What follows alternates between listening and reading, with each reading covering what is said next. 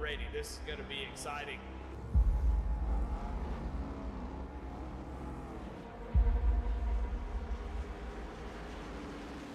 And the Geico restarts up to go. Green flag is out and we're underway.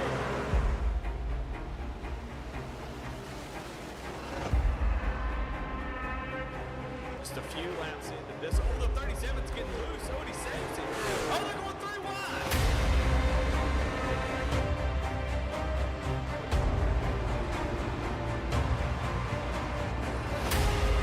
We've got a 5-way fight for the win of this race coming to 4 laps to go.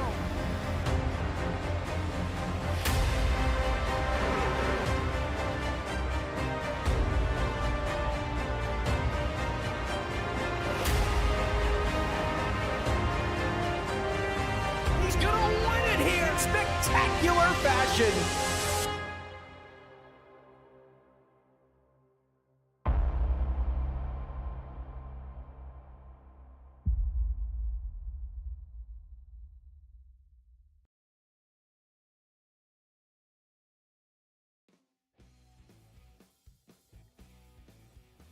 It's been long overdue, but we are finally back, this time with a twist. Welcome back, everybody, to the greatest show on a Friday night. It's the Goat Locker Racing Foundation Series, kicking things off for the fall season at America's home for racing, Charlotte Motor Speedway. I'm your host, Logan Threlkeld, and bringing the heat from the co-commentator seat, my partner in crime, Daniel Cunningham, with Skylar Daly controlling the production truck. Daniel, happy to have you here tonight, firing things off with this Foundation Series in the Friday Night Spotlight. 15 races on the board. Why don't you take us through the schedule coming up this season? Well, this is one that I'm really excited for. Ever since they announced this series, I've been looking forward to this one. We could see the schedule there, like you said, 15 races, and you'll notice underneath of each of those races, there's a little snippet there. You see the first 4, Charlotte, Phoenix, Pocono, and Texas, all in the ARCA car. Then the next 4 races at Vegas, Iowa, Talladega, and Gateway, we transition to the trucks before moving to the O'Reilly Series car for Atlanta, Richmond, and Homestead. And then we're going to wrap up the season with 4 races in the next gen at Kansas, Watkins Glen, Chicagoland, and the season finale at Auto Club. So this is built to mimic that kind of natural progression that you see in real life, starting in ARCA, working your way all the way up to the Cup Series. And my favorite part about it, there is no gimmicks with the championship. There's no playoff, no reset. We're doing full season points just the way God intended for motorsports, and it's going to be a great season here on Friday nights. It's going to be the best of the best week after week. You have to be stellar in every single one of these vehicles if you want to go home as a champion. But tonight, we're kicking it off at Charlotte Motor Speedway, of course, opened up back in 1960. This 1.5-mile high banking, 24 degrees oval. This is just a synonymous track when you think about, anything NASCAR. So to kick off this season here, typically we find ourselves week 1 at a super speedway. I'm loving being here at Charlotte in Concord, North Carolina. 100 laps on the board as well. We will have 4 tire sets available and a twist from where we saw, the Premier Truck Series that used to take up the Friday nights never had a fast repair. We will have a fast repair each week in this series. So your favorite driver, if they have issues, they can get right back into it. But Daniel, I think we're ready to start this thing off with the grid. What do you say we get down here to the front stretch, have a look who is taking home our Jam Printing and Promotions Pole Award tonight? Since forming in 2013, Jam has contributed printing and promotional sponsorships to more than 60 local nonprofits, with a primary focus on organizations that assist veterans, women, and children. They've been with Goat Locker Racing since the very beginning. Local and veteran certified, when they do well, they do good in the community. And your Jam Printing and Promotions Pole Award winner for the first race of the fall season will be none other than the 18 of Levi McCarty. Congratulations to Levi for taking that one home. We will get this up on the board. Here we go. Starting to the outside, it's the 87 of Eddie Smith. Love to see him out there in the Tide machine with this one. Row number 2, the 16 of Jamie Libke rolls off next to the 5 of Sean Lobos. In P5, the 42 of David Calvert will start out next to the 38 of Trevor Dyer. Behind them, taking up the 7th position, the 66 of Jamie Mullins next to the 14 of Dylan Simmons. And last but not least, inside the top 10, the 02 of Jason Kristen next to the 00 of Alan Smith. Taking a look at the back half of the field here this evening, Thaddeus Friel going to roll off in that 11th position with Chuck Pegleg Phelps starting in 12th. In 13th here this evening, it's going to be Mike Browning. To his outside is Kevin Price in the 80 car.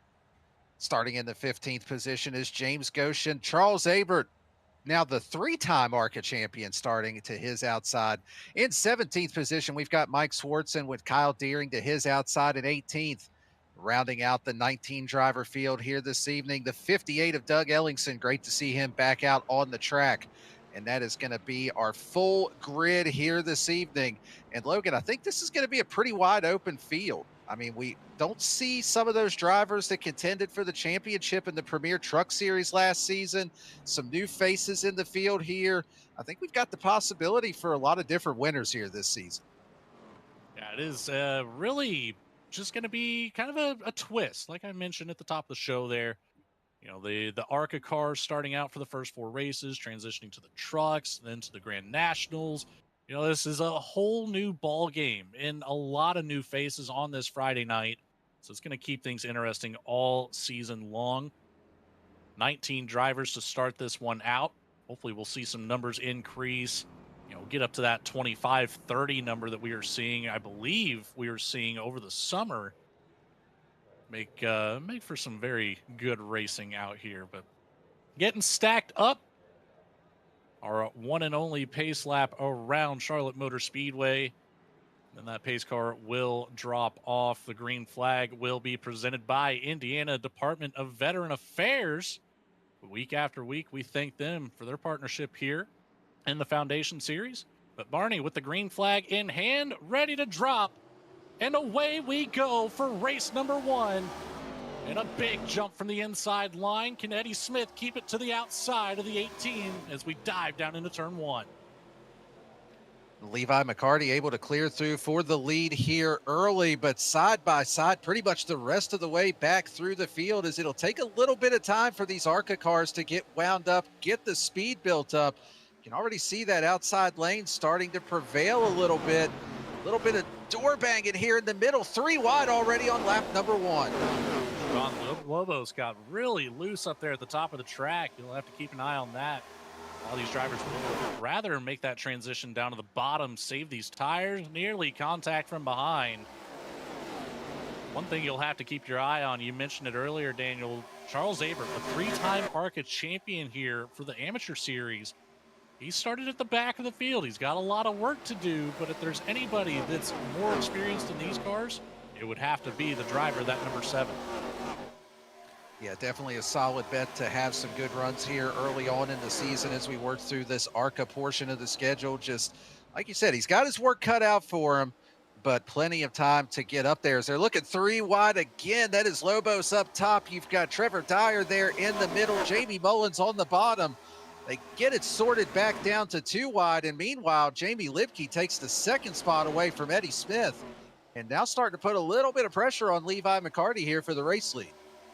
That's what you have to do. You have to rattle the cage of McCarty, get under his skin, force mistakes out of the 18, because he does not make very many. Some more 2x2 action just behind, starting to single file out. For the most part, we still have a couple scragglers down at the bottom of the racetrack. Taking a dive to the inside goes to 66 of Mullins, trying to get by that 5 of Lobos.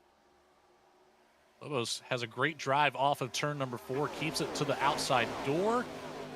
Dylan Simmons will insert into this party as well. Oh, 3 wide 3 wide again. The 14 there in the middle, backed out of it, started to get a little bit tight, almost made contact there with the 5 of Lobos, but they all get it sorted out and funneled back down to 2 wide here. And, you know, Logan, you mentioned it earlier, a lot of drivers trying to migrate to the bottom, but a few guys making that top side work right now. Jamie Lipke had a pretty good run up top and tried to use that to get to the inside of Levi McCarty, but now McCarty moving up to the top to maintain that momentum. Eddie Smith pushes him through to the lead, and now here comes Dyer on the outside looking for third. So in just a half a lap, Jamie Lipke goes from second all the way back to the fourth position. I saw that run developing from the 87. He had a whole lot of speed, kind of got shut down there by the battle between McCarty and Lipke. Was able to finally get around. Lipke falls back to fourth, still shuffling around just behind. That's one amazing thing about this ARCA car too. Oh, we got one sideways, the 14 into the wall, the 42 involved, the 02, the 5, Chuck Phelps goes around as well. I think it's almost easier to name who wasn't involved in that one. Yeah, that wreck had been building for a few laps. The way the 14 and the 5 had just been side by side for so long, just kind of saw this building for a little while. So we take a look here on the instant replay. Dylan Simmons down on the bottom. A little bit of a push here from Jamie Mullins in the 66, but just turns right up across the 5 there of Lobos. The 42, nowhere to go. And just all calamity breaking loose there. Same with Jason Kristen. He had nowhere to go in that. And I'm telling you, Logan, that wreck had all the energy of a confused raccoon holding a PhD. That was just absolute calamity right there. My mind is just scrambled after that comment. I don't even know what to say to you after that. I'm impressed yet dumbfounded. I don't know. It's a great day if I can leave you flummoxed here in the broadcast, Logan. That's all I'll say. Ooh, there's Daniel's word of the day. Early on in the race, too. Just not even 10 laps into it. Well done, sir. We're starting the season out strong here. Might as well. Well, while we have a moment, why don't we say thanks to some of these people that make this season possible for us? And one of those people will be GTR Simulators, a leader in professional grade racing and flight simulators. From home setups to professional training and commercial applications, GTR Simulator delivers immersive, real-world experiences trusted by racers, pilots, educators, and entertainment venues around the world. Want to bring the racing experience home? GTR Simulator puts you in the driver's seat. And as a proud Goat Locker Racing sponsor, GTR Simulator is offering a special discounted exclusively for the GLR community. Visit goatlockerracing.org, head over to the shop tab, and check out GTR Simulator today. We've got a couple takers down pit road. It'll be just about everybody that was involved in that incident. Looks like we have a couple takers for the one and only fast repair as well. That'll be the 42 of David Calbert, the 75 of Chuck Phelps, the 14 of Dylan Simmons, and the 935 of Mike Swardson. And I'm a little surprised that we don't see Sean Lobos in that as well. He had some pretty significant damage to the front end of that car. And it looks like both he and Jason Kristen are trying to get that damage repaired and hang on to that fast repair. I mean, you hate to burn it this early in on a 100-lap race. So a little bit of strategy play, maybe hoping that, not necessarily hoping, but maybe banking on a little bit more calamity here that they can come down and get the rest of that damage fixed and continue on with their race as we get ready to go back green here. Field getting the one to go. Well, I do want to go back and, touch on what I was trying to say before that caution flag flew. These ARCA cars provide an incredible racing experience in the sense that they can generate runs from seemingly out of nowhere. You might be 3 or 4 car lengths back, and then all of a sudden you're flying up on the drivers ahead of you with 10 or 15 mile an hour difference. It's a weird experience in the driver's seat, but it makes these cars so racy, and it will keep things interesting throughout the entire race. Nobody is safe at any given moment from a run that this ARCA car can generate. Yeah, and I think that's one of the things that makes this car a favorite of a lot of drivers is that it gives you enough of like those old school truck characteristics where it can be a little bit easier to drive at times as far as the amount of downforce it has. but still it allows you to generate really big runs, and it can still be challenging to drive at times just with getting loose and dealing with the dirty air. So it kind of gives you the best of both worlds in that aspect. That it does. Coming through turns 3 and 4, pace car will dive down to pit lane. The extreme scoring restart zone coming up, in control of that number 18 on the inside line. Green flag waves once again, and McCarty with another big jump. The 87 of Eddie Smith stays closer this time, but can't quite keep it to the door. Nearly 3 wide offset. Trevor Dyer really applying the pressure from the inside line. He'll get up next to the door. The driver window of Eddie Smith. Jamie Lipke looking for some sort of a gap to shoot through here as well. And Trevor Dyer has some supporters out here in the YouTube chat. Thank you all for tuning in and interacting out there. See, Greg Dyer has been cheering him on throughout the evening here, and solid run so far for the 64. Currently in that 4th position, trying to find a way through to get up into one of those podium spots as Lipke back to the outside of Eddie Smith down the back straightaway. And Jamie Lipke's one of those drivers that's been putting that high lane to pretty good use here. And of course, right as soon as I say that, now Trevor Dyer's going to take a look up to the top side and try to make it work for himself also. Well, you can't sit up at the top of the track for too terribly long. Otherwise, you're going to waste a set of tires very, very quickly. That bottom lane, preserve the rubber underneath the car. Try to go as long as you can. We have 100% fuel. That's one thing I forgot to mention. It's kind of a new commodity here that these drivers aren't quite used to. Most of the time, we see anywhere from 60 to 75% on the fuel cell allowable. This series, we're going to see 100% unless we are at a short track race. We'll drop that number down, make these drivers execute some green flag pit stops. And eventually we will see one of those today. I didn't get an opportunity myself, Daniel. I don't know if you got to talk to anybody, and it looks like we have an issue on the track back at the back of the field. The 5 of Sean Lobos involved, as well as Swardson. I don't know what happened to these two at all. Yeah, and the day just continues to go south for the 5 of Sean Lobos, caught up in that first wreck. And we're going to see what happens here with this one. So following that's a peculiar one there out of the 935, just clips that infield and shoots right up into the side of Jason Kristen. And then Sean Lobos is well behind this incident. We mentioned he had not used his fast repair, was trying to save that, and probably for the best here because he may not have gotten a ton out of this one, but yeah, it looks like he was gotten anything. Yeah, he was able to get slowed down really well and miss that one. But yeah, that's just a really peculiar incident between Jason Kristen and Swardson, especially here at Charlotte, because one of the things that iRacing has built into this track here is Charlotte does not have grass on the infield. It's all artificial turf.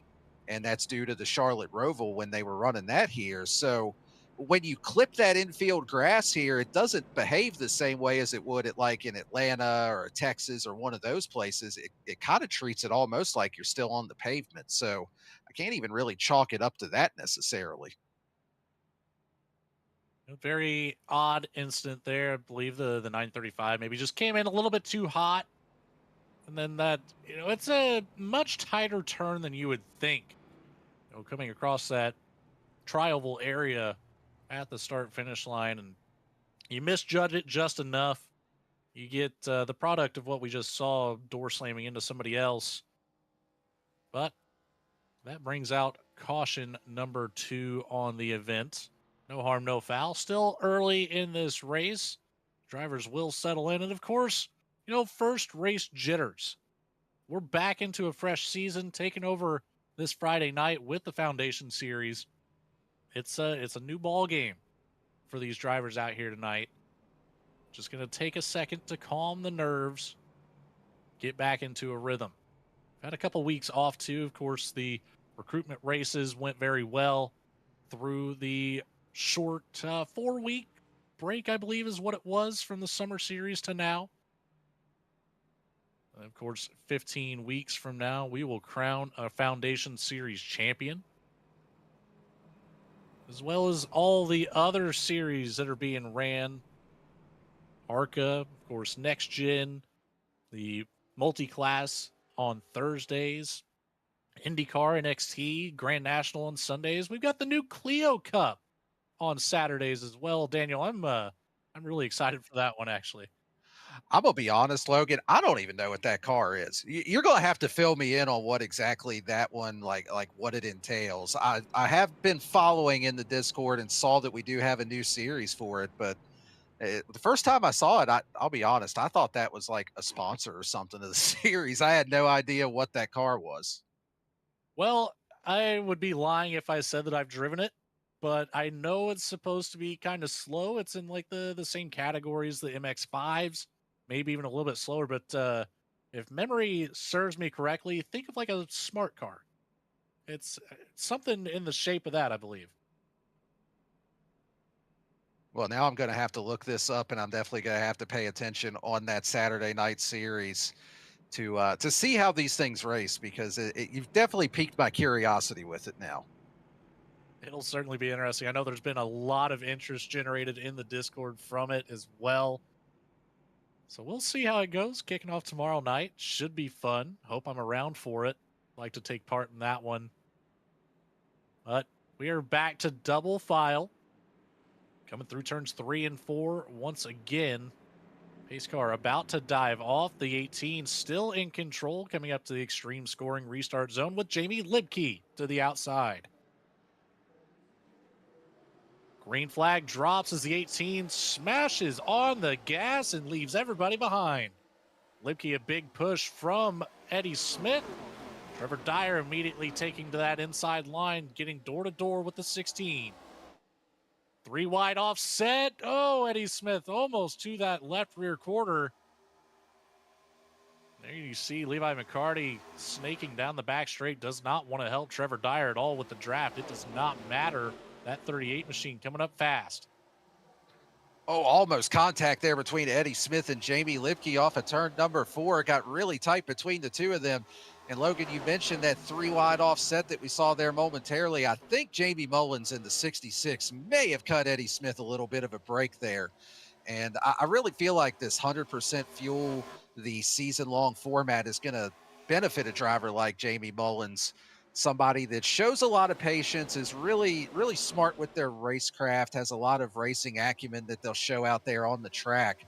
So we'll see how that plays out for him over the course of the season. But definitely using some better judgment right there and not sticking it 3 wide right off the restart, as the field's starting to single file out just a bit now. Starting to single file out, some contact with the wall for Trevor Dyer.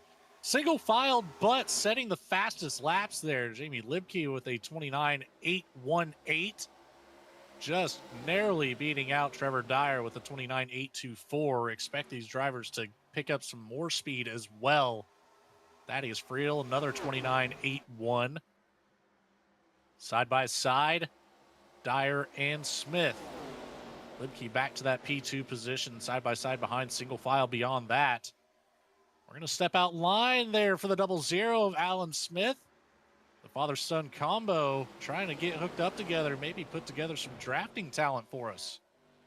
The father-son combo, and also both ARCA champions here in Goat Locker. They won both the Pro and AM championships in the same season. So, we talked about Charles Abert being the 3-time ARCA AM Series champion, and he knows his way around these race cars. Well, the Smiths do as well, and both of them working their way towards the front.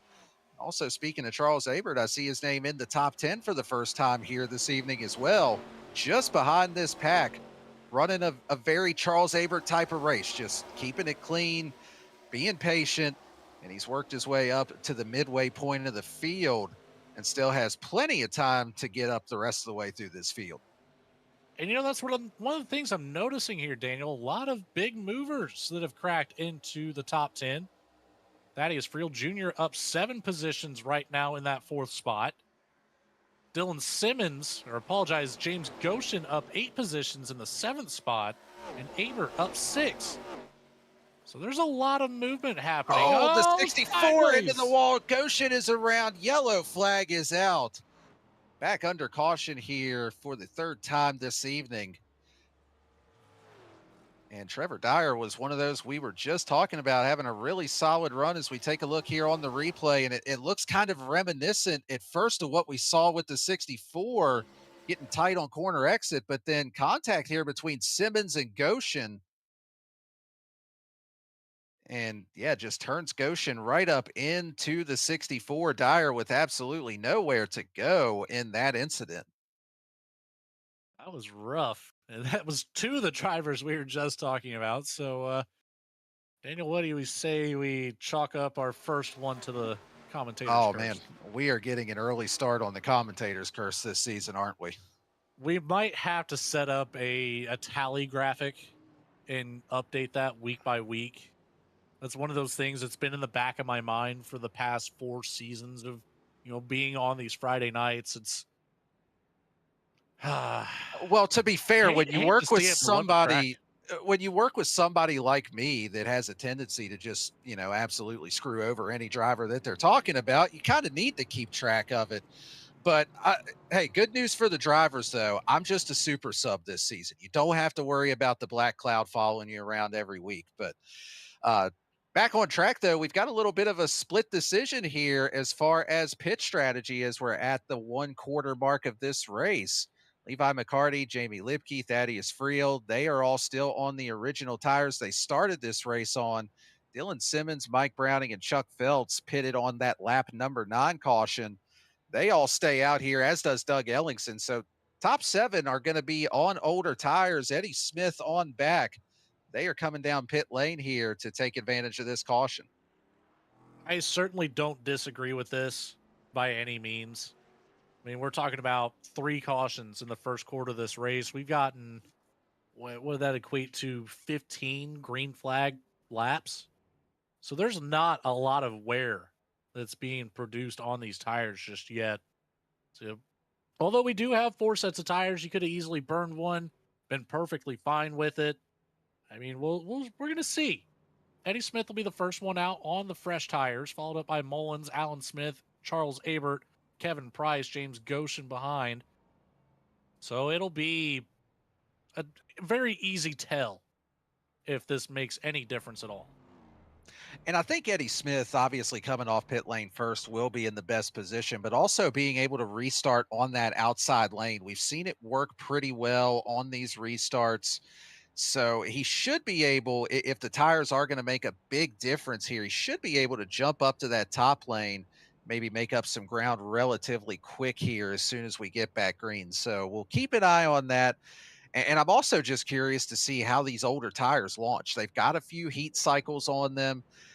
There's a couple of mixed strategies, even in just that top 7 that stayed out here. So a few different things at play as we get ready to go back green here. Doubled up we are. A couple drivers still catching up at the back of the field. That'll be the 5 of Lobos, the 38 of Trevor Dyer. And we still have some drivers looking to find their place in line. Can't quite tell who that is down the... Oh, man. Maybe some contact at the back of the field. I'm not too sure. We're just going to glaze over that one as we're working halfway down the back straight now. Pace car will come off. Back in control of Levi McCarty. Go ahead, Daniel. Yeah, I think we had a couple of lap cars that were trying to get out of the way and drop to the back as iRacing was directing, and just a little scoring jumble there, but got it sorted out, getting ready to go back green here. As you mentioned, Levi McCarty has had this race in control from the beginning, starting on pole, leading every lap so far. As we get ready to head into that extreme scoring restart zone, pace car makes the turn off onto pit lane. And we will get ready to get this race back underway here on lap number 27. Green flag is in the air. Great launch on that bottom lane, but those tires up on the top side spinning just a little bit. And you can see these guys that have stayed out here struggling for grip to start off, but Dylan Simmons up to the top side. He's trying to make a little bit of ground, take that 3rd spot away here from Thaddeus Friel. Looks like he may have the momentum down the back straightaway to do so. And Eddie Smith already up into the 6th position on those fresher tires. And it looks like it is a pretty big difference here just starting off. It is a huge difference to start this one off. Alan Smith following right in the tire tracks as well. He's only separated by Charles Belts. But here we go back down into turn 1. Smith still to the inside of Mike Browning. Now a little bit of traffic just ahead of him. Electing to stay on the inside of turn number 3. Doesn't want to burn up those tires too much. Now we'll have to contend with, looks like Thaddeus Friel Jr., Dylan Simmons trying to get themselves sorted out. McCarty doing a great job of holding on to about a 0.2 of a second lead over Jamie Libke. Alan Smith finally gets around the 75 of Chuck Pegleg Felts. Oh, the 14 contact! clears up across the nose of the 87, squeezes him into the wall. Both of those drivers making some contact with the wall there. They both continue on, still under green. But yeah, Eddie Smith had the momentum on the outside, and Simmons just, cleared right up across the nose of him. Cleared, not cleared, I guess we'll never know. No caution flies. Eddie Smith flying back up to the inside of Simmons. No love to give. More contact made. The 87 showing aggression early here. Now we've got the father-son duo in line. Let's see if they can put those cars nose to tail and catch up to Levi McCarty. Right now, Smith and Smith, both side by side, rather. Yeah, this battle might get a little bit spicy here. We've seen contact 2 straight times when these drivers have been side by side battling for position. Eddie Smith now right back on the back bumper of Dylan Simmons. Simmons goes to the top side. I don't know if he's going to have a whole lot to fight with here against Eddie Smith with those fresher tires, but using that top lane to his advantage. There he Oh, and goes! Eddie Both Smith of turns him. Oh, Alan Smith gets caught up as well. Yellow flag is out, and I think we saw that one coming. Smith on Smith crime. Wow, What in yellow the flag world? is out. We're going to have to unpack this one. Let's go back and take a look at this one. Eddie Smith, we documented the contact between the two of them. Now slow this down and take a look here. Eddie Smith on the bottom, the 14 of Dylan Simmons up top. And just contact between the two. It's kind of hard to tell from that angle. It almost looked like Eddie didn't really come up as much as I initially thought he did. And maybe the 14 kind of moved down just a little bit across his nose. Take another look at it here. This is on board with Simmons. Or I'm sorry, this is on board with Eddie Smith, rather. Yeah, I might have to retract that statement. It's so hard to say at a track like this. It's hard to follow the lines. And, on one hand, Eddie Smith doesn't have to go all the way down to the grass. On the other hand, there has to be an attempt into the corner, and it's undefined. I don't want to be in the race control seat for that call by any means. Yeah, I'm glad that I am up here in the booth and not in the race control booth for that one, as we'll have some takers on pit lane for this one. We will have our first lead change as a result of this as well. Top 4 drivers are staying out. That is Mike Brown, Jamie Mullins, David Calvert, Charles Abert, and actually let me go ahead and add a 5th driver to that as well. That is Kevin Price. So everybody from 6th on back coming down pit lane to the attention of their pit crew. And even with those 5 drivers that have stayed out, Mike Browning and Calvert have over 20 laps on their tires. Mullins, Price, and Abert each have 9 laps on their tires. So everybody else will be on fresh tires here, although I believe Alan Smith may have just done fuel and damage repair only. Only 5.5 seconds in the box for him. After that, it looks like Jamie Libke will be the first one on fresh tires. Well, we saw the 18 being pretty successful on the old tires.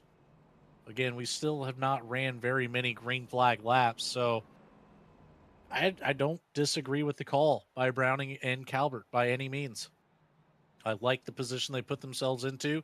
They've already made a pit stop or two as well. I'm counting 2 for Calvert, 1 for Browning. And one thing that Calvert is going to have to keep in mind, he's already used that fast repair. So being up here at the front of the field, he will have to be a bit more careful going into this one. Yeah, and it's about 50-50 right now in the field of those that have used the fast repair and those that have not. So a bit of a mixed bag with that as well. Of course, Alan Smith, he did have to use his fast repair after that incident that just occurred. Still with a solid position out on track right now, though, running in 6th, albeit with a little bit older tires. Just taking fuel only on that last stop and the fast repair. So a little bit of a jumble here. And even with those that pitted, Levi McCarty had a bit of a slow stop, 16 seconds in the box. Not sure if maybe he had a little bit of damage to repair, maybe a hit to the wall somewhere that we didn't catch. But he is restarting behind a few drivers that he was previously ahead of. So he's definitely got his work cut out for him to get back up here to the race lead. We will find out in due time. Back through turns 3 and 4, this time in control. The 4 of Mike Browning on the inside line, the 66 of Jamie Mullins on the outside. Dave Calvert, Kevin Price, Alan Smith, Charles Abert, Thaddeus Friel Jr., Jamie Lipke, Trevor Dyer, Levi McCarty making up your top 10 as we work our way back into the extreme scoring restart zone for the green flag to drop. The 4 fires off from the inside line. A bit of a spin there, it looked like. Mullins was able to keep up all right. Dave Calvert to the inside of the 66 will get clear before turn 1. We're single filed out through the top 6 already. It's Alan Smith and Levi McCarty, longtime rivals in multiple series, battling it out here for that 7th spot in the field. And Levi McCarty down there on the bottom lane trying to work his way back up through the field. He's now at least worked his way back up to 2nd of those that are on the fresher tires, right behind Jamie Lipke. See if he can find a way to get back in the lead of that strategy here as they work through lap traffic, or not lap traffic, but as they work their way back up through those that did not pit. That's going to be the biggest thing here, is who can navigate this the best between the two of them. And that might decide who has control of this race. A little bit further back behind this battle, you've got 4 cars under a blanket here with Simmons, Smith, Thaddeus Friel, Trevor Dyer. Got Goshen at the back of this pack as well. All these drivers battling for position, trying to work their way up through the field. Patience will be key from this point forward. Not even halfway through this race just yet. Lap 39 on the board. Mullins putting some pressure on Browning for the race lead, not forcing the issue too much, but gets a good run off of turn number 4 to the inside lane, almost to that driver's side window. Now side by side diving down into turn 1. 66 has an opportunity out of turn number 2 to take over the lead. Not quite clear yet. Browning will drive it back up to the side. Some help coming from the 42 of Calvert behind, pushing that 4 along just nicely. Be a drag race back to the start-finish line. Who will claim this lap lead? It will be the 66 of Mullins. And this is where it can get a little bit frustrating with these ARCA cars. I feel like Mullins is faster right now. He's got fresher tires, but it's just so hard sometimes to complete that pass with somebody on your outside at these intermediates. They can side draft a little bit. They can use that momentum. And these two running side by side has created some traffic that would make I-77 jealous here. They're 2 by 2 the whole way back through the field right now. Now, there's a big stack up there in 3 and 4. Mullins had to let off quite a bit. Didn't want to get into the 4. Now we're nearly up into the wall as the 80 of Price. The 7 of Abert checking up hard. Simmons now getting a good drive from the bottom line. He'll fall off just a touch from Trevor Dyer. We restarted at 2 by 2, nearly 3 wide, around that 14 machine. I'm also just noticing the 64 on the 38. So keep that in mind when you're looking at the timing and scoring. Trevor Dyer on the timing pylon as the 38, on the track as the 64. Wish I would have called that out a little bit earlier, sort out some early on confusion for myself and the fine folks at home watching this race. Oh, some contact with the wall. Looked like the 80 of Kevin Price. Yeah, meanwhile, Levi McCarty has worked his way up into the second position. Now he's going to look to the outside here, trying to get some momentum to try to take this race lead back away. He just stayed patient on the bottom, and it worked out in his favor, was able to cut through that traffic and get back up into position here. We'll see how much of a difference this makes. There is about 9 laps difference between their tires, although some of that was run under caution. So not a huge advantage on the tires here for the 18, but we've seen that pace out of McCarty all night up there leading laps, as Jamie Lipke able to take the 3rd spot away from Mike Browning. Browning starting to struggle a little bit here on the top side with those older tires. He's got Thaddeus Friel, Dylan Simmons, Trevor Dyer here right behind, and a little bit more of a difference there with the older tires of Browning. So feel like now that he's losing that clean air, it may be an uphill battle until he can get an opportunity to hit pit lane again. The 16 coming out fast and furious here. Right up behind the 18 now is our top 3 starting to walk away from the rest of the field. It is half a second between Lipke and Browning now. Browning not quite keeping pace, but doing good enough to stay up here in front of everybody else. How long can he manage that position? Only time will tell. Thaddeus Friel Jr. is the first one on attack on the inside line, followed up by Trevor Dyer. Then it's the 14 of Simmons. Dyer washes up the track nearly into the 4, nearly opening the door for Simmons to get by through the inside all at the same time. Yeah, a little bit of a logjam starting up here behind that 4 of Mike Browning. Thaddeus Friel was able to clear through. He has started to pull away a little bit as we're actually side by side for the lead up at the front of this field. Levi McCarty looking to the inside, and Jamie Lipke making a really smart decision here.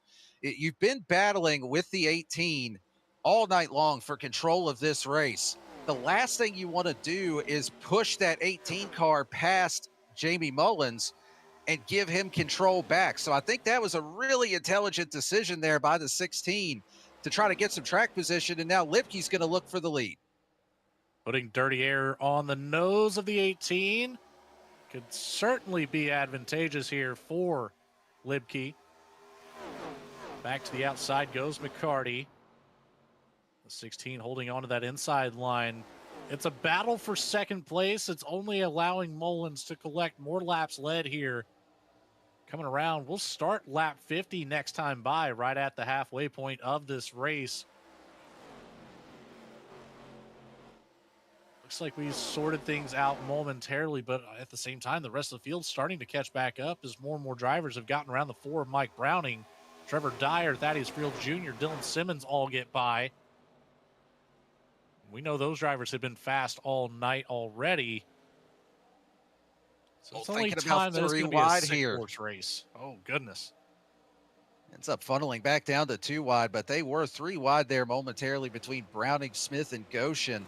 They get it sorted out. Alan Smith down on the bottom trying to take a spot away. Just not able to complete that pass. Now got the 42 of David Calvert closing in on this battle. And yeah, you're absolutely right. Now that some of these drivers have cleared Mike Browning in that 4 car, what they're really hoping for is that these top 3 start to race side by side again, maybe pull them back into this battle. Even right here, you can see Dyer and Simmons working together, and they're starting to close that gap down to those cars in front. Thaddeus Friel right there in front of the 2 of them. And they are running some pretty fast laps right now, on par with what the race leader is running, and about 1/10 of a second faster than the drivers in front of them. Catching up at a pretty good pace here. The more and more that the 18 and the 16 go side by side, it's only going to allow those 3 other drivers to catch back up even more quickly Take a look now. Looks like Goshen, Calvert, and Smith have all gotten around Browning as well. The 87 has not rejoined the field, still down in his pit stall, likely taking it back to the garage. 58 of Ellingson has taken it back to the garage already in this race. Unfortunate to see Doug exit early. Started with 18, now down to 16 on the track. Mike Swardson, the only driver, a couple laps down. So if we do get some more cautions in this race, the 935 will receive the lucky dog, get that free pass at least one lap back at a time. Sean Lobos, though, he is at risk of going a lap down. He's got about a back straight between himself and the leaders. So give it about 10 to 11 more seconds before we start seeing the 5 in a hot seat position.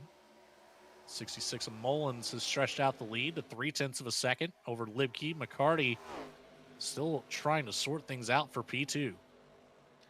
Well, and here's an interesting thought, Logan. We're past the halfway point, so the next pit stop that these drivers make is the potential to be the last one that they have to make for this race. Looks like they could go roughly 50 laps on fuel. So with us being in that window, the field has shrunk a little bit due to incidents and some drivers just battling through damage here this evening. Do you dare try an undercut here under green? I mean, the lap times have already fallen off by about a second or so. And there's a couple of drivers in the field, David Calvert, Mike Browning, that are not all that far away from having to make a green flag pit stop. So at what point do you think about just taking your medicine, maybe trying something a little different here to get some track position? I don't think you can afford to try an undercut by any means. We're talking 4 cautions in the first half of the race. You never know when that yellow flag is going to wave. We've got hyper-aggressive drivers all throughout the field. At any given moment, something can happen. We're side by side up here for P2 between Libke and McCarty. Something could happen right there. You know, at this point, I think you just have to wait, run out the fuel, or until your tires say no more, please.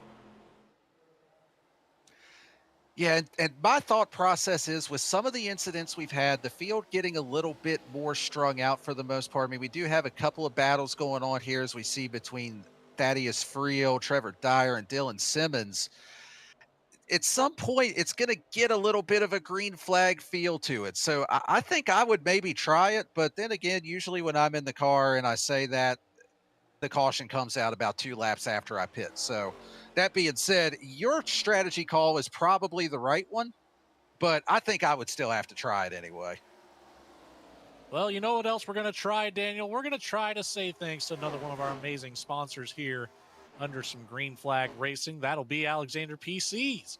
Alexander PCs is a veteran-owned and operated family business that's been building and modifying custom and gaming PCs since 2002. From design and production to customer support, the entire Alexander PC team is based right here in the U.S., and every desktop PC comes with a backed by an industry-leading lifetime limited warranty and service guarantee. Whether you're building for work, gaming, or looking to take your performance to the next level, check out Alexander PC. Work, play, conquer. Jamie Libke, in the meantime, gets around the 66 of Jamie Mullins. The 16 takes control with some breathing room from Levi McCarty. The 18 has to battle Mullins now for that P2 spot side by side with the 18 on the inside line. And it looks like some traffic just up the road for these 3 drivers. I believe that is that is the 935 of Swardson. And then just up the road will also be Sean Lobos, hearing a call from the 935. He will be bringing it down. Oh, not a great spot to do so. Got stuck on the outside. Luckily, our top 3 get by with no harm, no foul. Oh, and Trevor Dyer spins getting into pit lane. Dylan Simmons, Thaddeus Friel, and Dyer were all trying to pit together there. And I think he got it slowed down and didn't actually get a speeding penalty. I mean, He actually didn't even lose a whole lot of ground there relative to the other drivers he was pitting with. Let's take a look at this one on a replay here because I I'm think this rather might impressed. be, yeah, this might be actually one of the better saves getting into pit lane. Well, first off, great job by Simmons and Friel to not just absolutely demolish him getting into the pits. He somehow gets it inside the commitment code, inside the commitment cone, rather. He doesn't pound the sand barrels at the end of pit lane. He doesn't speed. I mean, all things considered, for the first green flag stop of the season, that's a hell of an entry. That was, if we want to follow suit with the real life ARCA series, we could call that a potential Reese's sweet move of the race. We could indeed. We might be seeing another sweet move of the race here as we've got the top three still under a blanket together, trying to settle out this race lead. Jamie Mullins doing a great job hanging up there with two of the drivers that have been in control of this race. I really thought once he lost that clean air, it might be to his detriment, might not be able to hang up there with him, but Mullins doing a great job here. Looking to the outside, trying to get some momentum down the front straightaway, gets a little tight on corner exit, and that's going to allow Levi McCarty to get to his inside here, possibly take away that second position. That outside lane seems to work a little bit better over in 1 and 2. McCarty drives it in. Is he going to slide up in front? He is not. Cannot complete the pass, and that is going to cost them some time to race leader Jamie Lipke. I was about to call the same thing. The top of 3 and 4 not acting the same for Mullins as the top of 1 and 2, but offset just enough that time by. Keeps it easily ahead of the 18. We work around the 5 of Sean Lobos. All three of our drivers to the inside through 1 and 2. Taking a look a little bit further back, James Goshen, Alan Smith, David Calvert all battling for the 4th position as well. So we've got 2 very heated 3-car battles happening, and it's only separated by about a corner. So if anything happens up at the front, these 3 are in the catbird seat to take over a race lead. Yeah, just taking a look here, those that have pitted are currently 1 lap down, so they're definitely hoping that this does run green. We don't see any cautions until everybody completes that pit cycle, which at the most, I would say we're probably looking at another 10 to 15 laps before we would see the rest of the leaders pit. Could potentially stretch it a little bit further than that, but getting down to the end of this race, just 1/3 of it left to go here. And I really feel like between the top 3, this is going to come down to who gets on and off pit lane the best. Top 3 are all separated by less than a second right now. That clean air is definitely king here in these ARCA cars. And I just feel like, especially if you're Levi McCarty right now, you're in 3rd, you're dropping back a little bit. Do you dare be the first one to come down pit lane? Well, if he's not, it looks like Jamie Mullins is. It looks like both McCarty and Mullins are coming down pit lane, and they both wreck. Both of them get into the wall in pit entry. Let's go back and take a look at this one. I got to wonder if maybe McCarty was just coming in a little too hot here.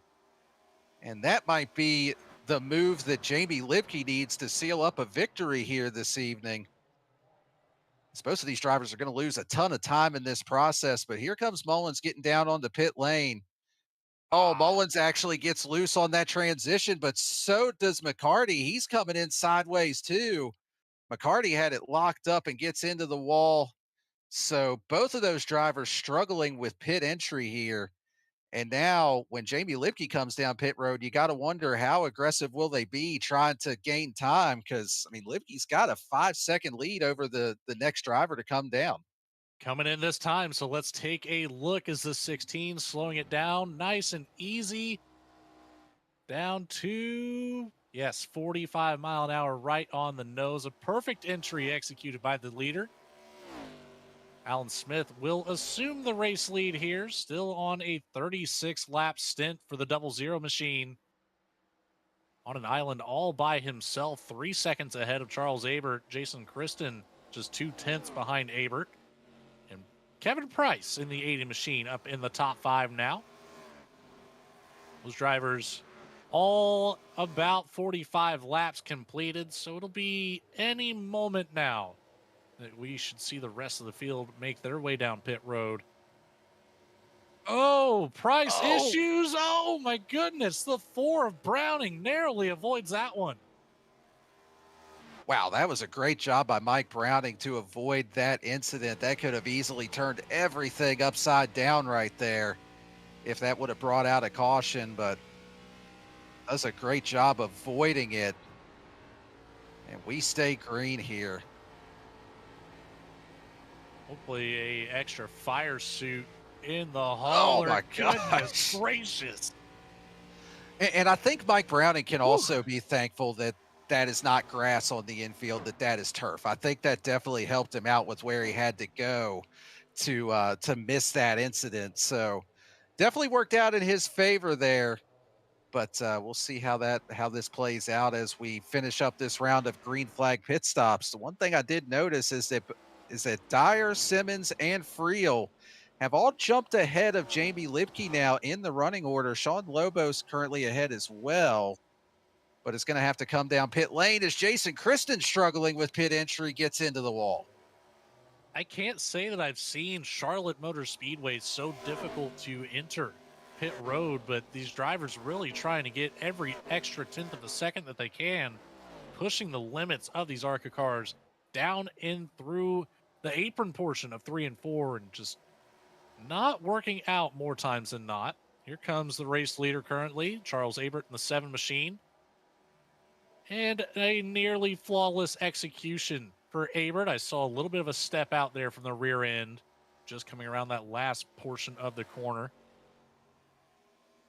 Trevor Dyer will assume the lead once this group flies back around the front straight. Dylan Simmons extremely close, though. Lipke will have the advantage on the tires, but right now, let's wait just a second, see how far back from the race leaders. About 4 seconds back from Trevor Dyer. So a lot of work to do, but about 9 laps of difference. Yeah, just taking a look at the lap times last time around, Jamie Lipke running a 30:26. Your race leader running a 30:55. So what Lipke's going to be hoping for is a little bit of clean racetrack, and that tire advantage will pay off as the run goes on. But I think the one thing that's also helping Trevor Dyer right now is Dylan Simmons seems really committed to working with him right now. I mean, we saw it before the pit cycle began, that both them and Thaddeus Friel were all kind of working together, kind of drafting, not really racing one another. And if they stay committed to this, it very well may give them the opportunity to just race this out between themselves.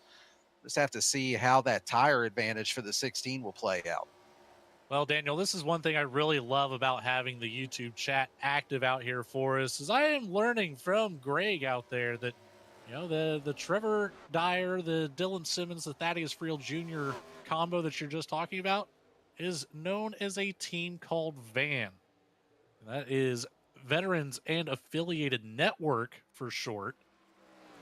So, yeah, I would say don't expect these three to really be racing just yet, but I would say once that white flag waves, or maybe within the last 5 laps of the race, all bets are off. You know, you got to cross the line first to receive all the glory.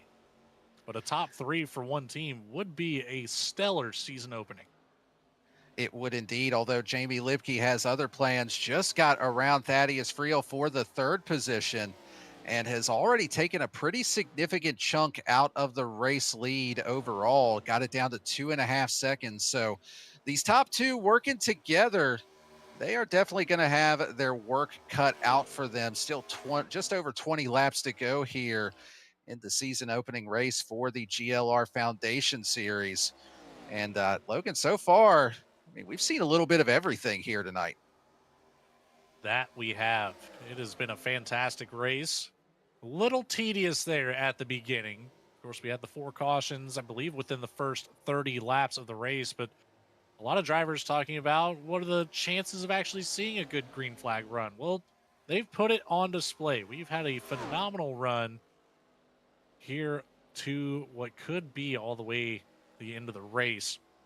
I want to say it was about lap 35 or so, 37 that we took it back green. We are crossing over to start lap 80, 81 this time by. So that is a phenomenal green flag run after what was like I said, a very tedious first quarter of the race. Absolutely. And this is the one thing, too, that I love about running the 100% fuel here at these intermediate tracks is when you run those lighter fuel loads, you don't really get quite as much of the offset in tires. I mean, you kind of force everybody into a box pitting around the same time. Whereas with this, it just gives you a lot of options. Do you want to run it long? Do you want to try to undercut?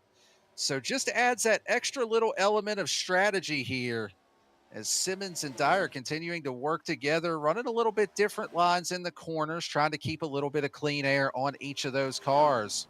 But, I mean, Lipke is flying right now. Got it cut down to 1.2 seconds behind them and currently running about 0.3 of a second per lap faster. So you can do the math there. Lipke's going to be right up here with this battle in just a few laps. And about to crack into that draft bubble as well. So it's going to be about that half-second mark with the speed that Lipke is showing right now. It's only going to amplify. We're going to see 2 to 3 more mile an hour picking up in the draft and then flying around these two like a slingshot, I'm sure. I'd say give it 2 more laps max, and we're going to see that 16 back in the race lead unless Dyer and Simmons just throw some hellacious blocks. Yeah, and even the last time around, Lipke got a little bit of that draft, was over a half a second faster, and that advantage is just continuing here. I don't necessarily think the dirty air will be enough of a detriment here for Lipke, but the two teammates running side by side in front, trying to maybe keep that dirty air there, but Lipke goes to the top lane, not going to be able to throw a block here. Jamie Lipke takes the lead easily from Dyer and Simmons. Now, how far can the 16 get out ahead while preserving tires? Will the yellow flag stay in its holster for the next 16 laps of the race? So many variables at play from this point forward to secure this win, but Lipke in the best seat in the house, back to the front of the field, already has, I want to say, yeah, we're looking at 11 laps led for the 16, but the speed has been there all night long to lead so much more. Yeah, it's definitely been a really good battle between Lipke. You saw McCarty and Mullins up there as well. And really, you know, we talked about that pit lane. The green flag pit stops might be the determining factor here tonight. And it definitely turned out to be, at least to this point, as I mean, Jamie Lipke's competition that was on the same strategy, both making mistakes getting into pit lane, whereas Lipke had the clean exchange on the pit cycle. And that has turned out to be the difference here.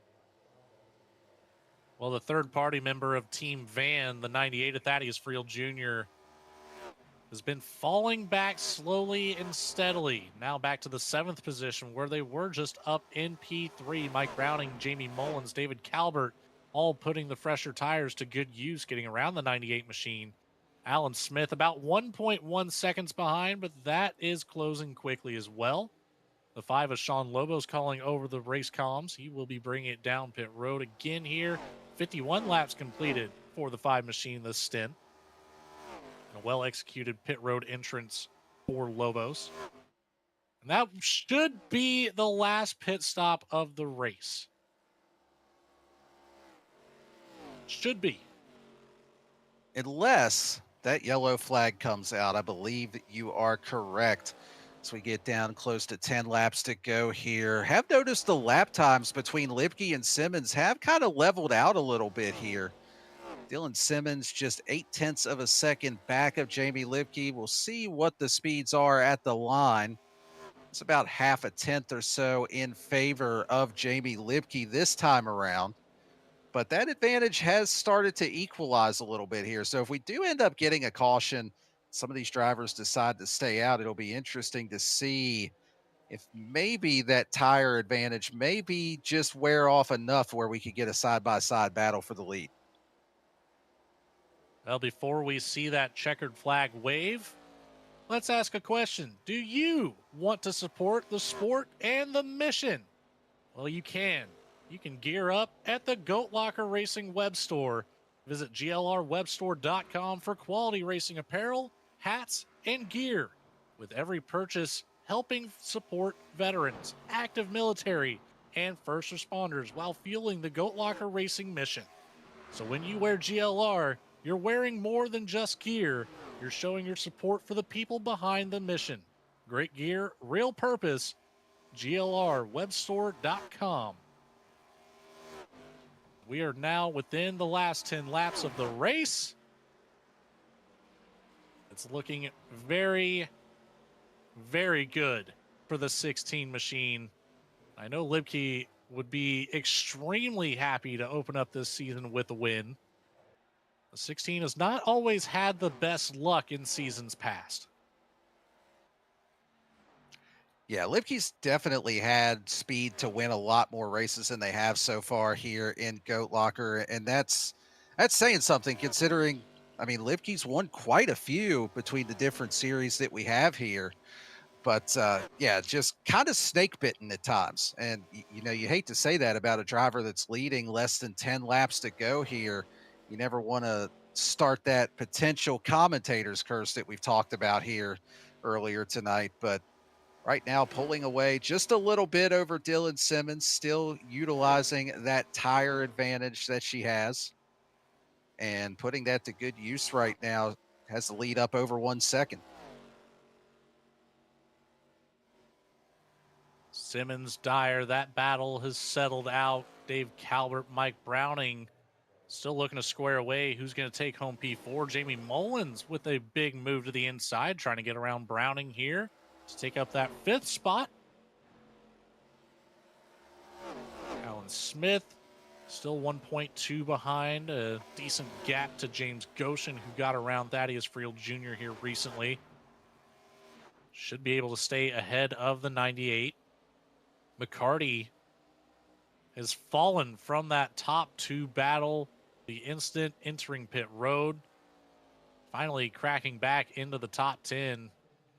Charles Abert, the 7 machine in 11th. Chuck Phelps back in 12th. Jason Christen, Kevin Price, Sean Lobos, Mike Swardson, the remaining drivers on track. Libke calling for Swardson to stay high on the track. Swardson had other ideas, brought it down to the bottom of the back straight. That's the issue you have to worry about, Daniel, the cross-ups.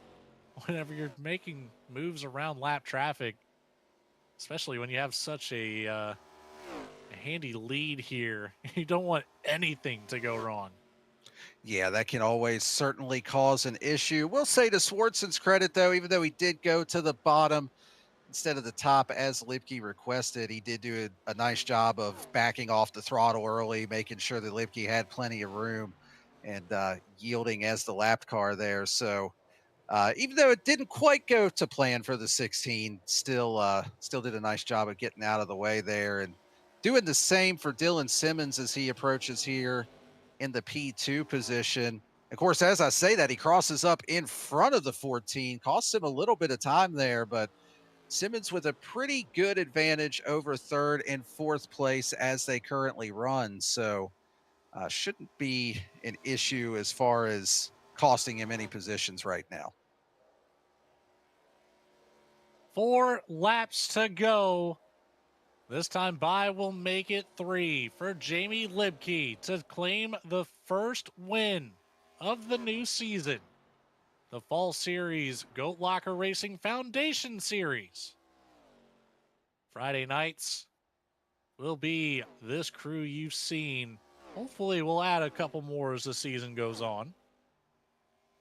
A great schedule ahead of us. Remember, we'll have the switch up of vehicles for every 4 races, rather, up until the Grand National Series. That one will only be 3, then back to a 4 race stint for the next gen cars. 2 to go here. Libke, a 31.206. Simmons, 31.223, but 2 seconds behind. all but too late. Coming through turns 3 and 4. The white flag in the air, presented by Hoosier Tire. Tires designed for champions. 1 lap to go at Charlotte Motor Speedway. And it should be no contest as long as the 16 makes no mistake. Jamie Libke will come home victorious in 2 more corners. Clean racetrack ahead, plenty of gap behind for the 16. Just 1 more set of corners here for Jamie Libke.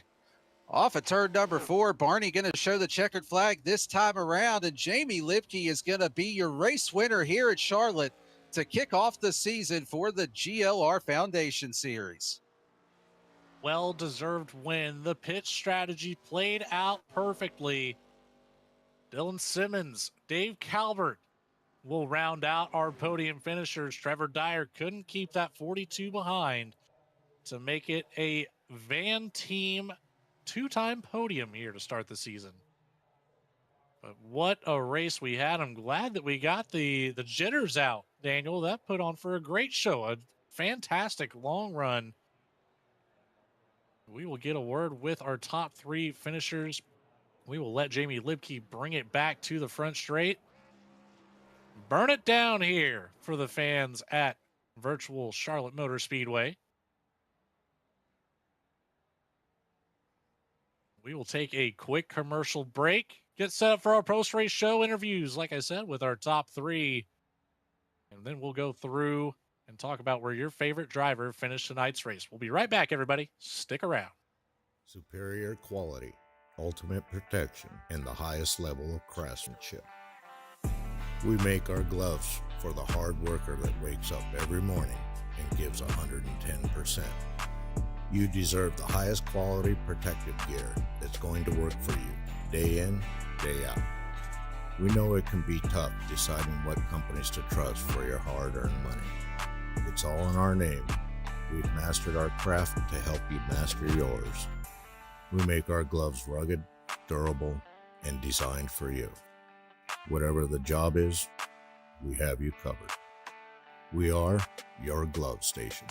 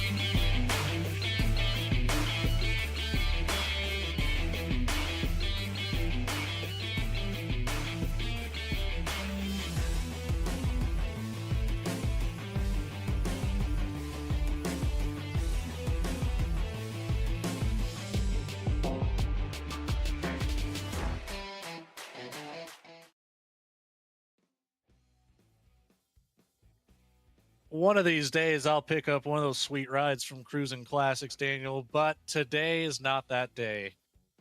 Anyways, a fantastic race here at Charlotte Motor Speedway. Jamie Libke coming away victorious, with Dylan Simmons and David Calvert rounding out our podium finishers.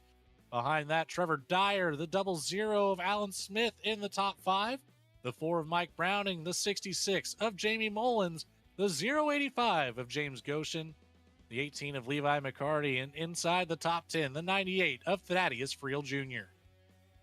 Charles Abert coming home in the 11th position tonight. Chuck Phelps in 12th. Jason Kristen, we saw the incident getting onto pit road. He comes home in the 13th position here this evening. Kevin Price brings it home in 14th. Sean Lobos, after a couple of incidents on track, comes home in the 15th position. Mike Swartzen will round out your drivers still running at the end here this evening in 16th. Doug Ellingson finishes in the 17th position. Eddie Smith rounding out the field for the drivers who started here this evening in 18th. And Kyle Deering showing up on your screen, but he did not register a lap, showing in 19th tonight. like to see those numbers jump up into the mid 20s, Daniel. That'd be pretty cool to see a few more out here on these Friday nights. And, really, again, just hitting home on the change of car after every couple of races. We might see that fluctuate just because people have a specific car that they like to run. If you enjoy your time in the trucks, you might not enjoy it in the ARCA car at all because they are so vastly different. That's what keeps this Foundation Series so unique. But anyways, we have some podium drivers to talk to. We're going to start out with our third place driver. That's going to be David Calvert joining us up here in the V-Speed booth. David, you have a copy? Yeah, man, I got you. Well, fantastic to have you up here. It was quite the ride for you. If I recall correctly, you were one of the first drivers that had to utilize the one and only fast repair that we have available for this Foundation Series. How did that change your race going forward? Was it, quite a bit more cautious, or did you still feel free to put the hammer down and just go? I mean, when I got caught up in that first wreck, I kind of thought it was over. I went 2 laps down, and then kind of got lucky with a couple quick cautions, being the only one a lap down. So I was able to get back in it. Then it kind of changed a little bit because I had a little bit fresher tires and thought, well, if I'm going to get track position, then I might as well stay out and see where it takes me. And I was really glad it ran long because if we had another caution, I probably would have went to the back. But it ended up working out pretty good. I ended up pulling out a podium. I didn't really see that after about lap 10. Well, really solid run for you to get back up into that podium spot. You were one of the last cars that came down pit road on that green flag cycle, so you had that tire advantage. What kind of went into your mindset as far as when to pit, especially with all the calamity we had earlier, where you kind of worried about getting trapped a lap down after coming down pit lane under green? But I knew I was about to pit, and I saw a bunch of them come in, and then I see them sliding across pit road, and I was like, oh, there's a caution, and then it never came. So I was like, well, I just run it as long as I can, and then I'll get fresh tires, and then just let it eat, and just send it the rest of the way. I don't know about you guys, but that's typically my favorite type of racing. Just absolutely send it. No Mine too. cares in the world. You're just out here to have fun and see what you can come away with, and It was make those fun. I was glad to moves. have some green flag races. It makes it a lot of fun. Absolutely. That was a blast to watch once we got through all those cautions. But congratulations once again, David Calvert. Is there anybody that you like to say thanks to or shout out for your P3 finish? Absolutely. As always, Jesus Christ comes first. Then you guys up there in the V Speed booth, I know that's a lot of work, and I appreciate it. I love watching these things back. It gives me something to do at work. Then I want to thank just the people at Goat Locker that put all this together. Really couldn't do it without them. I very much enjoy it, and they do a lot of good things for a lot of good people. So happy for that. And then the Fraternity Order of Eagles and Sim Motion, Harpoon Designs, Zach Graphics, and V Speed. Yes, we got 2 shout outs, Daniel. Congratulations once again, David. We Did y'all will have a see bet on it? you. No bets, but it's nice. What can I say? It puts a little smile on our faces. So Nice. congratulations once again, David. We will catch up with you next week, buddy. All right, man. Thank you, guys.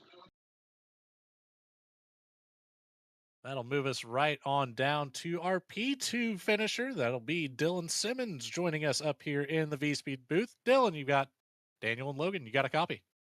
Yeah, I got you. Well, you put on one heck of a show here, battling up in the front, top 5 pretty well the entire time. A little bit of calamity around the 14 machine for you, though. Mixed up a couple times there with Eddie Smith early on in the race, but there towards the end started to get to work with your teammate Trevor Dyer, and good things happen whenever you put together some green flag runs. Run me through your race from start to finish. Yeah, honestly, P2 tonight feels pretty good considering I definitely had a few skill issue moments there early in this one. The first incident, I want to apologize to Lobos. I already apologized, but into one, I kind of flicked the car out towards the wall and angle it back in to get a little bit more rotation, and I was a little bit farther up the track than I thought I was, so misjudged that. And later on, Dyer got into the outside wall when I was following him out of 4, and I got into I feel really bad for not remembering who it was, but that was another incident. And then after that, the deal with Eddie through the quad oval definitely lit a fire under me at the end of the race. From where I was sitting, that one felt quite intentional. Um, we had some contact out of two beforehand. He made a comment, and then the quad oval, he just came straight up, didn't even make the attempt to turn through. I'm not going to dwell on it too much. He got the worst end of that one, so didn't really affect our race too much. Just slid the tires. And then the van crew worked really well together. We were lined up, chasing the leaders down, decided to undercut on the green flag pit cycle. Worked out for me. Unfortunately, didn't work out for Thaddeus or Dyer. He got bored coming out of two for third place, which kind of was unfortunate. Overall, tonight was a lot of fun. Hard racing, good racing throughout the field. Considering some of the mistakes I made early, I was pretty happy we were able to come back, fight our way through for second. Well, Dylan, you mentioned that undercut on the green flag pit cycle, and it gave you and your teammates a pretty good lead over Jamie Libke, ultimately resulting in your second place finish there. Did you feel like it was a race winning strategy, or was it more just about trying to maximize the night at that point, given the way that it started off for you? It definitely could have been. Dyer, he told me that he burnt up his tires just to pass him as soon as Libke went around me, and as soon as that happened, I was keeping good pace with her. She ran a flawless race tonight. I know Levi had his incident with I think it was Mullins, right? Going into the pits. Yeah. So they obviously had their mistake for the race and that sealed their fate. But Jamie nailed the pit stops, was running consistent race all race. So she definitely deserved that one. Well, you did a fantastic job yourself, and again, the teamwork that we saw on display for Team Van was quite impressive. Looking forward to seeing that over the next 14 races and see where you guys can finish out in the championship hunt. But for now, Dylan Simmons, congratulations on your P2 finish. Is there anybody that you would like to say thanks to or shout out? Yeah, huge thanks to Save 22 Vet, Go Locker Racing, V Speed, Alexander PCs, Cruising Classics, and GTR Simulators for supporting us to come out and do this. Huge thank you to everyone at the van crew, everybody that was rooting for us. Worked together tonight, took a swing on strategy, paid off. Would have loved one more position, but we'll take tonight. That we will. Congratulations once again. We will catch up with you next week for the Foundation Series. Yep. And one final driver to have a conversation with. That's our race winner, Jamie Libke, joining us up here in the V Speed booth. Jamie, you got a copy? No caution, no caution, no caution, no caution. You know, we were pretty well saying the same thing up here for you. I know in seasons past you haven't had the best luck. I think I can speak for both Daniel, Skyler, and myself. We were all pulling for you there, especially after watching you battle so hard with the 18 for a good portion of the race. And good luck finally fell in your graces when McCarty and Mullins had their incident trying to get into pit road.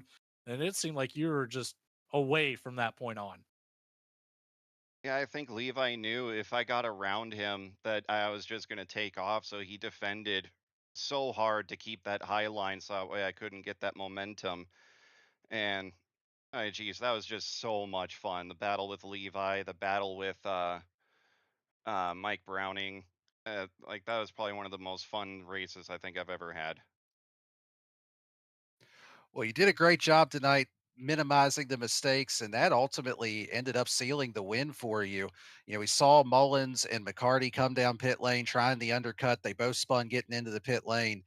How did that change your mindset going into the green flag stops? Were you basically at that point just saying, let's just have a smooth stop, make sure we don't do what they did? My mindset in the first place was try to be the overcut, try to maintain that the hard pace I was running, and see if I would come out of pit road ahead of them. Because if I did, it's like that would be the nail in the coffin right there. And I didn't realize that Trevor and Dylan had pitted 10 laps prior and was so much further ahead. So I was like, oh shoot, I gotta go. So that was just my primary focus from there. Well, you got a huge tip of the cap from Dylan Simmons saying that you ran a flawless race. So keep up the excellent work here in the Foundation Series. Jamie Libke, race win number 1, the season opener for the 2026 fall season. Is there anybody that you would like to say thanks to or shout out for your success here at Charlotte? Absolutely. Got to thank Lincoln Tech, Jam Printing and Promotions, GLR for putting on the series and being the ones to make sure we still got to have this series. I absolutely love the idea and the actually getting to do kind of like how Dirt to Daytona used to be, except we're not doing the dirt part, but I'm loving the climbing the ladder throughout the season. So I hope we get to keep doing this series further on. Indiana Department of Veteran Affairs, Sim Racing Pride, my friends and teammates through there, supporting each other, having each other's back all the time, trying to help each other out through the races. Even though we're competing, we're still trying to make sure that, we each get to at least have fun with it.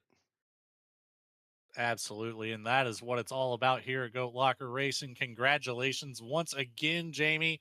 Way to kick off the season. Hopefully, the success will continue on through the next 14 races. Absolutely. Roll Tide. Well, we didn't need that part. So off you go. Anyways, sorry, Jamie. I had to. The timing was just too perfect.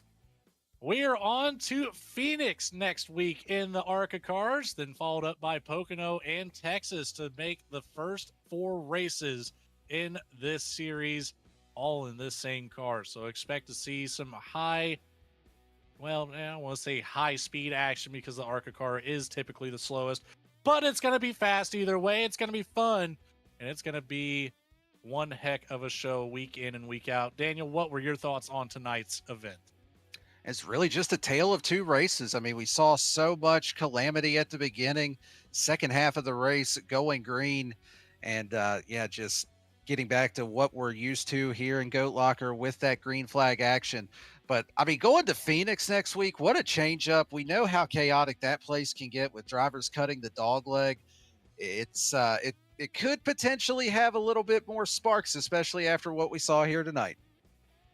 I would almost certainly expect it to. And, going back to the comment of the Dirt to Daytona, I heard our producer and also series director here, or co-director, kind of mic up, had maybe sparked an idea to maybe make something a little different in the spring series. So keep tuning in week after week. Let's make sure this one sticks around for us here on these Friday nights or any other night of the week here.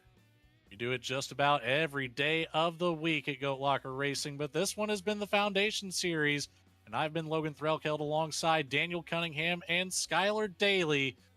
For everybody behind the scenes at Goat Locker Racing, Patrick Dravick, Jamie Barkus, and all the other fantastic admins, and everybody behind the scenes at V-Speed, Adam Baker, Bradley Cooper, Morgan Cook, and yes, Eddie Smith, the 87 out in the field today. It's been a blast up here in the booth. We hope you enjoyed the show, and we're looking forward to next week at Phoenix. Until next time, good night, everybody.